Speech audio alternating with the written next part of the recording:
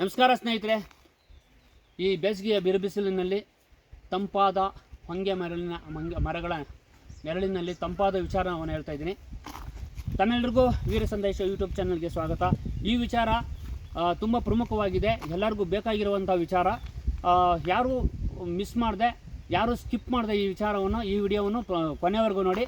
ಯಾರು ನಮಗೆ ವೀರ ಸಂದೇಶ ಯೂಟ್ಯೂಬ್ ಚಾನಲ್ ಸಬ್ಸ್ಕ್ರೈಬ್ ಮಾಡ್ತಿರೋ ಇಲ್ವೋ ಗೊತ್ತಿಲ್ಲ, ಆದರೆ ಶೇರ್ ಅಂತೂ ಎಲ್ರಿಗೂ ಮಾಡಿ, ಎಲ್ಲರೂ ನೋಡಬೇಕಾದಂಥ ವಿಚಾರ ಇದು.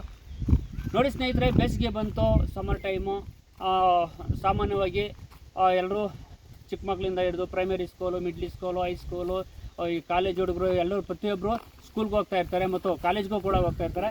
ಈಗ ಸರ್ವೇ ಸಾಮಾನ್ಯ ಎಕ್ಸಾಮ್ಗಳಾಯಿತು, ಮಕ್ಕಳಿಗೆ ಫ್ರೀಡಮ್ ಅಂತೂ ಸಿಕ್ಕಾಪಟ್ಟೆ ಸಿಕ್ಕಿರ್ತದೆ, ಸಂತೋಷ ಆಗಿರ್ತದೆ. ನಾವು ಎಲ್ಲಾದರೂ ಹೋಗ್ಬೇಕು, ನಾವೆಲ್ಲನೂ ಬೇಸಿಗೆ ಬಂತು, ಇನ್ನೇನು ನಮಗೆ ಏನೋ ಜವಾಬ್ದಾರಿ ಏನಿಲ್ಲ, ಸ್ಕೂಲುಗಳು ಏನೂ ಇಲ್ಲ, ನಾವು ಇನ್ನೇನು ಎಲ್ಲಾದರೂ ಹೋಗಿ ಬರ್ಬೋದು, ಆಟ ಆಡ್ಕೊಂಬರೋಣ, ಅಥವಾ ಏನು ಬೇಸಿಗೆಯಲ್ಲಿ ತಡೆಯೋಕ್ಕಾಗ್ತಾ ಇಲ್ಲ, ಎಲ್ಲಾದರೂ ನೀರಲ್ಲಿ ಆಟ ಆಡ್ಕೊಂಬರೋಣ, ಮರಗಳಿತ್ತನ ಅಂತ ಈ ಮಕ್ಕಳು ಇವಾಗ ಅವನಿಸ್ತಾ ಇರ್ತಾರೆ. ಜೊತೆಯಲ್ಲಿರೋ ಮಕ್ಕಳು ಕೂಡ ಅಲ್ಬಾರೋ ಅಲ್ಲೋಗೋಣ, ನೀರಲ್ಲಿ ತಂಪಾಗಿರ್ತದೆ, ಆಟ ಆಡ್ಕೊಂಬರೋಣ, ಆಮೇಲೆ ಅಲ್ಲಿ ಏನಾದರೂ ಮರಗಳಿರ್ತದೆ ಹತ್ತೋಣ ಅಂತ ಜೊತೆಗೆ ಕರ್ಕೊಂಡೋಗ್ಬೋದು.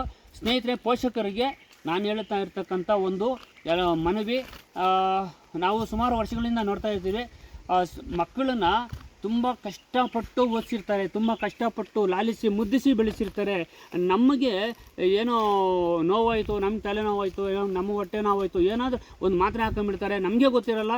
ಯಾವುದೋ ಒಂದು ಆಸ್ಪತ್ರೆಗೆ ಹೋಗಿ, ಒಂದು ಲೋಕಲ್ ಆಸ್ಪತ್ರೆಗೆ, ಒಂದು ಕ್ಲಿನಿಕ್ಗೆ ಹೋಗಿ ಏನೋ ಒಂದು ಮಾಡ್ಕೊಂಬರ್ತಾರೆ. ಬಟ್ಟು ನಮ್ಮ ಮಕ್ಕಳಿಗೆ, ಚಿಕ್ಕ ಮಕ್ಕಳಿಗೆ ಏನಾದರೂ ಪ್ರಾಬ್ಲಮ್ ಆಯಿತು ಅಂದರೆ ನಮಗೇ ಏನೋ ಆಗೋಗ್ಬಿಡ್ತೇನೋ ಅಂತ ತುಂಬ ಆತಂಕ ಪಡ್ತಾರೆ. ಅಷ್ಟು ಆತಂಕ ಪಡೋಗಿ ಈ ಒಂದು ಸಮಯದಲ್ಲಿ ಏನು ಮಕ್ಕಳನ್ನ ತುಂಬ ಜಾಗೃತಿಯಿಂದ ನೋಡ್ಕೊಬೇಕಾಗಿರೋದು ತಮ್ಮ ಏನು ಪೋಷಕರಿಗೆ ತುಂಬ ಆದ್ಯತೆ ಅನಿಸುತ್ತೆ. ಅದರಲ್ಲಿ ಕೆಲವರು ಒಂದು ಮಕ್ಕಳ ಬಗ್ಗೆ ತುಂಬ ಕೇರ್ ತಗೊತಾರೆ. ಆದರೆ ಇನ್ನೂ ಕೆಲವರು ಏನು ಮಾಡ್ತಾರಪ್ಪ ಅಂದರೆ, ಏನೋ ಮಕ್ಕಳಿಗೆ ರಜೆ ಇದ್ದರೆ ಎಲ್ಲ ನೀರು ಕಡೆನೋ ಅಥವಾ ಕೆರೆ ಕಡೆನೋ ಅಥವಾ ತೋಟಗಳ ಕಡೆನೋ ಹೋಗಿ ಬರ್ತಾರೆ ಬಿಡು ಅಂತ ಸುಮ್ಮನೆ ಇದ್ಬಿಡ್ತಾರೆ. ಆದರೆ ನಾವು ನೋಡ್ತಾ ಇರ್ತೀವಿ, ಸುಮಾರು ವರ್ಷಗಳಿಂದ ಏನೋ ಚಿಕ್ಕ ಮಕ್ಕಳು ಇದು ಇರ್ಬೋದು, ಎಲ್ಲ ಒಂದು ನೀರುಗಳ ಕಡೆ ಹೋಗಿ ತೆಂಗಿನ ಮರ ಹತ್ತಿ ಎಲ್ಲ ಒಂದು ಅನಾಹುತಗಳು ಮಾಡ್ಕೊಳ್ತಾ ಇರ್ತಾರೆ. ಎಷ್ಟೋ ಜನ ಪ್ರಾಣಗಳು ಹೋಗಿದ್ದಾರೆ ಸ್ನೇಹಿತರೆ. ನಮಗೆ ಎಲ್ಲೋ ಯಾರೋ ಯಾವುದೋ ಒಂದು ಮಗು ನೀರಲ್ಲಿ ಮುಳುಗೋಯ್ತು, ಯಾವುದೋ ಒಂದು ಮಗು ಮರದಿಂದ ಮೇಲೆ ಬಿದ್ದು ಒಂದು ತೊಂದರೆ ಮಾಡ್ಕೊತಂದರೆ ನಮಗೆ ಎಲ್ಲೋ ಇದ್ದ ನಮಗೆ ಹೊಟ್ಟೆ ಚುರುಕನ್ನುತ್ತೆ. ಆದರೆ ತಮ್ಮ ತಂದೆ ತಾಯಿಗಳಿಗೆ ಏನಾಗಬೇಡ, ಆದರೆ ಅದನ್ನು ನಾವು ಬಾಯಿ ಮುಖಾಂತರ ಹೇಳೋಕ್ಕಾಗೋದಿಲ್ಲ. ಅಷ್ಟು ನೋವು ಜೀವನ ಪರ್ಯಂತ ಆ ನೋವನ್ನು ಅನುಭವಿಸ್ತಾರೆ ಅವರು. ಆದರೆ ಆ ನೋವನ್ನು ಅನುಭವಿಸ್ಬಾರ್ದು ಅಂದರೆ ಮಕ್ಕಳ ಬಗ್ಗೆ ತುಂಬ ಕೇರ್ಫುಲ್ ಆಗಿರಿ. ಎಲ್ಲರಿಗೂ ಏನು ಚಿಕ್ಕ ಮಕ್ಕಳಿಂದ ಹಿಡಿದು primary school, middle school, high school ಹಾಗೂ ಫಸ್ಟ್ ಇಯರ್, ಸೆಕೆಂಡ್ ಇಯರ್, ಈ ಒಂದು ಎಲ್ಲ ಕಾಲೇಜುಗಳು, ಎಲ್ಲ ಸ್ಕೂಲು ಕಾಲೇಜುಗಳು ಎಲ್ಲರಿಗೂ ಒಂದು ರಜೆಗಳು ಕೊಟ್ಬಿಟ್ಟಿದ್ದಾರೆ. ಎಕ್ಸಾಮುಗಳು ಮುಗಿದು ರಜೆ ಕೊಟ್ಬಿಟ್ಟಿದ್ದಾರೆ. ಈಗ ಪ್ರತಿಯೊಬ್ಬರೂ ನಮಗೆ ಫ್ರೀಡಮ್ ಸಿಗ್ತಾವೆ ಅಂದ್ಬಿಟ್ಟು ಅವರು ಎಲ್ಲೋ ಹೋಗ್ತಾ ಇರ್ತಾರೆ. ನಾವು ಮನೇಲಿ ಇರೋಕ್ಕಾಗಲ್ಲ, ಎಲ್ಲೋ ನೀರ ಹತ್ರ ಹೋಗ್ತಾರೆ, ಯಾವುದೋ ಕ್ಯಾರಿಗಳಲ್ಲಿ ನೀರಲ್ಲಿ ಈಜಾಡೋದಕ್ಕೋ ಅಥವಾ ಮರಗಳ ಹತ್ತೋದಕ್ಕೋ ಏನಕ್ಕೋ ಹೋಗ್ತಾ ಇರ್ತಾರೆ. ಸ್ನೇಹಿತರೆ, ತುಂಬ ನಾವು ವರ್ಷಗಳಿಂದ ನೋಡ್ತಾ ಇರೋದ್ರಿಂದ ಏನೋ ಎಲ್ಲ ಸಮಯದಲ್ಲೂ ಶಾಲೆ ಇರುತ್ತೆ, ಮಕ್ಕಳಿಗೆ ಯಾವುದೇ ಒಂದು ತೊಂದರೆ ಆಗೋದಿಲ್ಲ. ಎಲ್ಲ ಪೋಷಕರು ಶಾಲೆಗೆ ರೆಡಿ ಮಾಡಿ ಕಳಿಸ್ತಾ ಇರ್ತಾರೆ. ಅವರು ಶಾಲೆಯಲ್ಲಿ ಒಂದು ವಿದ್ಯೆಯನ್ನು ಕಲಿತಾರೆ, ಸುಭಿಕ್ಷವಾಗಿರ್ತಾರೆ. ಆದರೆ ಈ ಒಂದು ಸಮ್ಮರ್ ಟೈಮಲ್ಲಿ ಏನೋ ಪ್ರತಿಯೊಂದು ಕಡೆ ನಾವು ನೋಡ್ತಾ ಇರ್ತೀವಿ, ಅಲ್ಲಿ ಏನೋ ಮಕ್ಕಳು ಎಲ್ಲ ನೀರಲ್ಲಿ ಆಡೋಕ್ಕೆ ಹೋಗಿ ಅಲ್ಲೇನೋ ಅನಾಹುತ ಆಯ್ತಂತೆ, ಮಕ್ಕಳು ಏನೋ ಮರ ಹತ್ತಕ್ಕೆ ಹೋಗಿ ಅಲ್ಲೇನೋ ಅನಾಹುತ ಮಾಡ್ಕೊಂಡ್ರಂತೆ, ಆಮೇಲೆ ಯಾವುದೋ ಮರ ಹತ್ತಕ್ಕೆ ಹೋಗಿ ಕರೆಂಟ್ ಶಾಕ್ ಹೊಡೆದು ಅಲ್ಲೇನೋ ಪ್ರಾಬ್ಲಮ್ ಆಯ್ತಂತೆ. ಇದನ್ನು ಪ್ರತಿಯೊಂದು ಸಮಯದಲ್ಲೂ ಈ ರೀತಿ ನಡೀತಾ ಇರ್ತಕ್ಕಂಥದ್ದು ಸಮ್ಮರ್ ಟೈಮಲ್ಲಿ. ಯಾಕಂದರೆ ಈ ಸಮ್ಮರ್ ಟೈಮಲ್ಲಿ ಮಕ್ಕಳನ್ನ ತುಂಬ ಒಂದು ಜಾಗೃತಿಯಿಂದ ನೋಡ್ಕೊಬೇಕಾಗಿರೋದು. ನೋಡಿ ಸ್ನೇಹಿತರೆ, ಈಗ ನಮ್ಮ ಇದನ್ನು ಒಂದು ತಪ್ಪಿಸ್ಬೇಕು, ಈ ಮಕ್ಕಳಿಗೆ ಏನೋ ಒಂದು ಪ್ರಾಬ್ಲಮ್ ಆಗ್ತಾ ಇದೆ, ಈ ಅನಾಹುತಗಳನ್ನ ತಪ್ಪಿಸ್ಬೇಕು, ಹಾಗೂ ಇನ್ನು ಈ ಒಂದು ಟೈಮ್ ಪಾಸ್ ಆಗ್ತಾ ಇಲ್ಲ, ಅದನ್ನು ಒಂದು ವಿಶೇಷವಾಗಿ ಮಕ್ಕಳಿಗೆ ಒಂದು ಮನೋರಂಜನೆ ಕೊಡಬೇಕು, ಒಂದು ಜ್ಞಾನ ಕೊಡಬೇಕು ಅಂತ ಕೆಲವೊಂದು ಊರುಗಳಲ್ಲಿ ಬೇಸಿಗೆ ಶಿಬಿರಗಳು ಅಂದರೆ ಸಮ್ಮರ್ ಕ್ಯಾಂಪು ಅಂತ ಆಯೋಜಿಸ್ತಾರೆ. ಸ್ವಲ್ಪ ದುಡ್ಡು ಕೊಟ್ಟಾದರೂ ಪರವಾಗಿಲ್ಲ, ಒಬ್ಬೊಬ್ಬರು ಸಾಮಾಜಿಕವಾಗಿ ಒಂದು ಮಕ್ಕಳಿಗೆ ಒಳ್ಳೆಯದಾಗಲಿ ಅನ್ನೋ ವಿಚಾರದಿಂದ ಫ್ರೀಯಾಗಿ ಕೂಡ ಸಮ್ಮರ್ ಕ್ಯಾಂಪ್ ಮಾಡ್ತಾರೆ. ಅದರಲ್ಲಿ ಏನೋ ಒಂದು ನಮ್ಮ ಒಂದು ಧಾರ್ಮಿಕ ವಿಚಾರಗಳಾಗಿರ್ಬೋದು, ಹಾಗೂ ಇನ್ನೇನೋ ಒಂದು ವ್ಯಾಯಾಮ, ಯೋಗ, ಆಧ್ಯಾತ್ಮಿಕ ವಿಚಾರಗಳು, ತುಂಬ ವಿಚಾರಗಳು ಕಲಿಸ್ಕೊಡ್ತಾರೆ. ಅದಕ್ಕೆ ಕಲಿಸ್ಕೊಡಿ, ದುಡ್ಡಾದರೂ ಪರವಾಗಿಲ್ಲ, ಫ್ರೀ ಆದರೂ ಪರವಾಗಿಲ್ಲ. ಆದರೆ ಇನ್ನೊಂದು ಇನ್ಯಾವುದಾದ್ರೂ ಶೈಕ್ಷಣಿಕ ವಿಚಾರಗಳು ಅದನ್ನು ಕಲಿಸ್ಕೊಡಿ. ಹಾಗೂ ಒಳ್ಳೊಳ್ಳೆ ದೇವಸ್ಥಾನಗಳಿಗೆ, ಒಂದು ತೀರ್ಥಕ್ಷೇತ್ರಗಳು ಕರ್ಕೊಂಡೋಗಿ ಅಲ್ಲೂ ಕೂಡ ತಮ್ಮ ಮಕ್ಕಳನ್ನು ಕಣ್ಣಿಟ್ಟು ನೋಡ್ಕೊಳ್ಬೇಕಾಗಿರೋದು ಅಗತ್ಯ ಅಂತ ಹೇಳ್ತಾ ಇದ್ದೀನಿ. ಹಾಗೂ ರಾಮಾಯಣ, ಮಹಾಭಾರತ, ಒಳ್ಳೊಳ್ಳೆ ಒಂದು ವಿವೇಕಾನಂದ ಸ್ವಾಮಿಗಳು ಪುಸ್ತಕ ಆಗಿರ್ಬೋದು, ಒಂದು ಮಹಾನ್ ಜ್ಞಾನಿಗಳಾಗಿರ್ಬೋದು. ನಮ್ಮ ಭಾರತ ದೇಶದಲ್ಲಿ ಇತಿಹಾಸದಲ್ಲಿ ಸಾವಿರಾರು ಜನ ಮಹನೀಯರು ಬಂದೋಗಿದ್ದಾರೆ ಸ್ನೇಹಿತರೆ.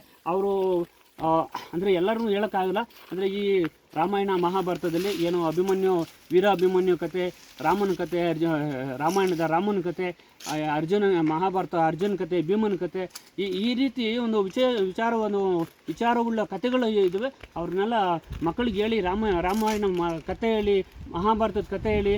ಯಾರೂ ಸಹ ಇದು ಕಾಲ್ಪನಿಕವಾದ ಕತೆ, ಇದು ಕಟ್ಟುಕತೆ ಅಂತ ಯಾರು ಭಾವಿಸೋಕೆ ಹೋಗಬೇಡಿ.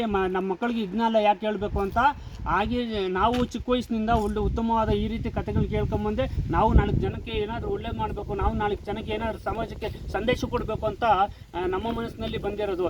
ಆದರೆ ನೀವು ಯಾವುದೋ ಅದು ನೀವು ನೋಡಿದ್ದೀರೋ ಇಲ್ವೋ ಗೊತ್ತಿಲ್ಲ, ಆದರೆ ಎಷ್ಟೋ ಸಾವಿರಾರು ವರ್ಷಗಳಿಂದ, ಲಕ್ಷಾಂತರ ವರ್ಷಗಳಿಂದ ಆಗಿರೋ ಒಂದು ಪುರಾತನವಾದ ಕಥೆಗಳನ್ನು ಕಾಲ್ಪನಿಕ ಕಟ್ಟುಕತೆ ಅಂತೇಳಿ ನಿಮಗೆ ನೀವೇ ಊಹೆ ಮಾಡಿಕೊಂಡು ನಮ್ಮ ಮಕ್ಕಳಿಗೆ ಇದನ್ನು ಯಾಕೆ ಹೇಳೋದು ಅಂತ ನೀವೇ ಅನ್ಕೊಂಡ್ರೆ ಮುಂದಿನ ದಿನಗಳಲ್ಲಿ ನಿಮ್ಮ ಮಕ್ಕಳು ಸಹ ನಿಮ್ಮನ್ನು ಅಂದರೆ ತಂದೆ ತಾಯಿಗಳನ್ನ ಕಾಲ್ಪನಿಕ ವ್ಯಕ್ತಿಗಳು ಅಂತ ಬಿಂಬಿಸ್ಬಿಡ್ತಾರೆ. ಅಂಥ ಕಾಲನೂ ಬರೋದ್ರಲ್ಲೇ ಏನು ದೂರ ಇಲ್ಲ ಸ್ನೇಹಿತರೆ. ಅದರಿಂದ ಯಾವುದೇ ಕಾಲ್ಪನಿಕ ಯಾವುದೋ ನಾವು ಕಣ್ಣಾರೆ ಕಂಡಿಲ್ಲ, ಆದರೆ ನಮ್ಮ ಒಂದು ನಂಬಿಕೆ ಇದೆ ಎನ್ಬೋದು, ಇದ್ದೇ ಕೆಲವರು ನಂಬಿಕೆ ಪ್ರಕಾರ ಇದೆ, ಅದು ಸುಳ್ಳಲ್ಲ. ಆದರೆ ಅದನ್ನು ಕಾಲ್ಪನಿಕ ಕಟ್ಟುಕತೆ ಅಂತ ಹೇಳಿ ಯಾವುದೋ ಇನ್ನು ವ್ಯತಿರಿಕ್ತವಾಗಿ ಮಾತಾಡಿ ತಮ್ಮ ಮಕ್ಕಳಿಗೆ ದಾರಿ ತಪ್ಪಿಸೋಕೆ ಹೋಗಬೇಡಿ. ಆ ಒಂದು ದೇಶ ಪ್ರೇಮದ ವಿಚಾರಗಳನ್ನ ಹೇಳ್ಕೊಡಿ. ಒಳ್ಳೆ ಒಂದು ಮಹಾತ್ಮರ ಒಂದು ಕಥೆಗಳನ್ನ ಹೇಳಿ, ಒಂದು ತೀರ್ಥಕ್ಷೇತ್ರಕ್ಕೆ ಕರ್ಕೊಂಡೋಗಿ ಒಳ್ಳೆ ಜ್ಞಾನವನ್ನು ಕಲ್ಕೊಡಿ, ಪುಸ್ತಕಗಳನ್ನ ಓದಿಸಿ. ಆದರೆ ಮೊಬೈಲ್ಗಳನ್ನ ಕೊಟ್ಟು ಯಾವುದೋ ಕೆಲಸಕ್ಕೆ ಬರ್ದದ್ದು ವೀಡಿಯೋಗಳನ್ನ ತೋರಿಸಿ ಅವರು ಆರೋಗ್ಯ ಹಾಳು ಮಾಡೋದು, ಈ ರೀತಿ ಆದರೂ ಮಕ್ಕಳು ಸುಮ್ಮನೆ ಇರ್ತಾರಲ್ಲ, ಎಲ್ಲೂ ಹೋಗ್ದಿರ ಅಂದ್ಬಿಟ್ಟು ಅವ್ರಿಗೆ ಮೊಬೈಲ್ಗಳು ಕೊಟ್ಟು ಹಾಳು ಮಾಡೋಕ್ಕೆ ಹೋಗಬೇಡಿ. ಈ ರೀತಿ ಕಥೆಗಳನ್ನ ತಮಗೆ ಗೊತ್ತಿರೋ ಕಥೆಗಳನ್ನ ಹೇಳಿ, ಒಂದು ಪುಸ್ತಕಗಳು ಕೊಡಿ, ಪಂಚತಂತ್ರ ಕಥೆಗಳನ್ನ ಓದಿಸಿ ಮಕ್ಕಳಿಗೆ, ಅವ್ರಿಗೆ ಜ್ಞಾನ ಬರುತ್ತೆ. ಇಂಥ ಒಂದು ವಿಚಾರನ ಯಾವುದೇ ಒಂದು ಜ್ಞಾನ ಆಗಿರ್ಬೋದು, ಪುಸ್ತಕ ಒಳ್ಳೊಳ್ಳೆಯ ಪುಸ್ತಕಗಳಾಗಿರ್ಬೋದು, ಒಬ್ಬೊಬ್ಬ ಉತ್ತಮವಾದ ವ್ಯಕ್ತಿಗಳ ಪುಸ್ತಕ ಓದೋದಾಗಿರ್ಬೋದು, ಮತ್ತು ಬೇಸಿಗೆ ಶಿಬಿರಗಳಲ್ಲಿ ಕಲಿಸೋ ಒಂದು ಜ್ಞಾನ ಆಗಿರ್ಬೋದು. ಜ್ಞಾನ ಎಷ್ಟು ದುಡ್ಡು ಕೊಟ್ಟರೂ ಸಿಗೋದಿಲ್ಲ ಸ್ನೇಹಿತರೆ. ಆದರೆ ಇಂತಹ ಒಂದು ಬೇಸಿಗೆಯ ಕಾಲದಲ್ಲಿ ಮಕ್ಕಳನ್ನ ಎಲ್ಲೋ ಫ್ರೀಯಾಗಿ ಬಿಟ್ಬಿಟ್ಟು ಅವರೆಲ್ಲೋ ಹೋಗಿ ಅನಾಹುತ ಮಾಡೋ ಬದಲು ಅದನ್ನು ಸದುಪಯೋಗ ಪಡಿಸ್ಕೊಂಡು ಉತ್ತಮವಾದ ವಿಚಾರಗಳನ್ನ ಹೇಳಿ ಉತ್ತಮವಾದ ವಿಚಾರಗಳನ್ನ ಕಲಿಸಿ, ಉತ್ತಮವಾದ ಪುಸ್ತಕಗಳು ಕೊಡಿ.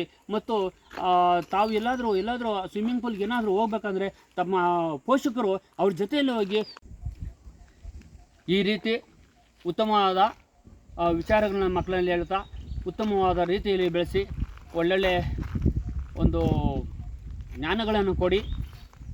ಇಂಥ ಬೇಸಿಗೆಯ ಸಮಯದಲ್ಲಿ ಆಗಿರ್ತಕ್ಕಂಥ ಅನಾಹುತಗಳನ್ನ ನಾವು ತುಂಬ ಕೇಳಿನೇ ಈ ರೀತಿ ಆಗಬಾರ್ದು. ಮುಂದಿನ ಸಮಯದಲ್ಲಿ ಇದನ್ನು ಎಲ್ಲರೂ ಅರ್ತ್ಕೊಬೇಕು ಅಂತ ಹೇಳ್ತಾ ನಾನು ಒಂದು ವಿಡಿಯೋ ಮಾಡ್ತಾ ಇದ್ದೇನೆ ಸ್ನೇಹಿತರೆ.